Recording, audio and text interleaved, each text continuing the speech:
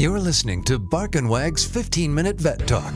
Each week, your host, Polly Requa, interviews veterinarians and individuals in the pet industry from across the nation answering pet questions. Bark and Wag podcast is produced weekly for your enjoyment, and show notes can be found at barkandwag.com under the podcast tab. That's BARKNWAG.com. Please remember to subscribe to Bark and Wag 15-Minute Vet Talk. Thank you for listening to Bark and Wag 15-Minute Vet Talk.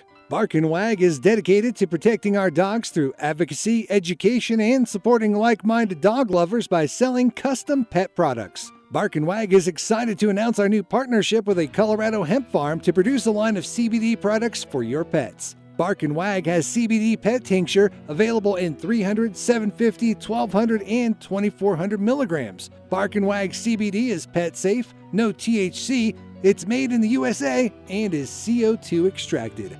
Please check out Bark and Wag's website, barkandwag.com. That is BARK, to see our line of CBD and awesome merchandise.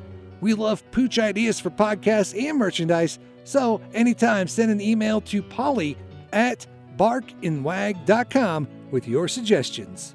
Welcome to Bark and Wag 15-Minute Vet Talk. I'm your host, Polly Requa. Today we're talking to Cindy Myers, animal listener and intuitive coach. Hi, Cindy. Hi, Polly.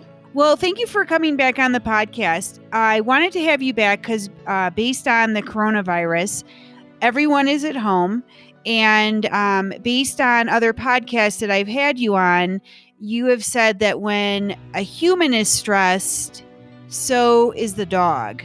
So if you are feeling sick, sometimes your dogs can get sick. So I just wanted to have you back and give us some tips on how we can calm our pet during this time.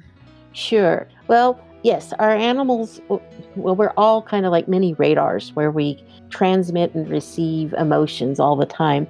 And so when we're under a lot more stress, our animals are exceptionally good at picking up what we're experiencing. So if we're under stress, they might be confused on why, or just the routine is totally different. They could be very confused, and that can cause them some added stress to their lives.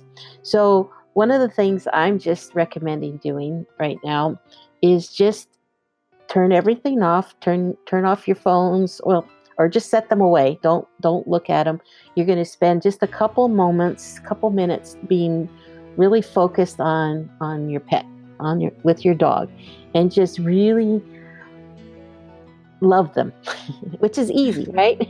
Yeah. Breathe fully. We need to breathe.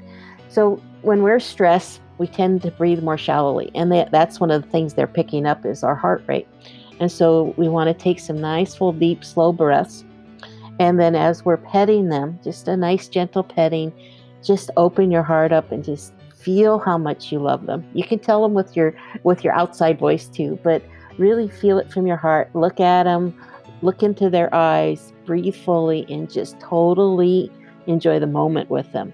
And what that does is it kind of just closes out the world for a moment.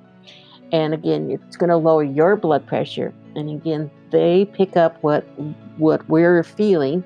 And so if we get calmer, they're going to get calmer. And what happens as an added bonus is that because they love us in return, we're going to feel that energy too. And so it's a positive feedback loop instead of a negative feedback loop.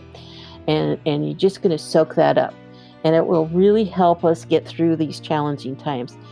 And then don't worry so much about your pets either, because you know what? They kind of are liking that we're home all the time. Yeah. They can manage that, but our stress a little bit better just because we're home all the time. And that's just like a dog's dream come true, having us home all the time. Where they might have more stress is when things go back to normal and all of a sudden we start going back to our daily activities, and they're going to start missing us more because they're going to get used to this real fast.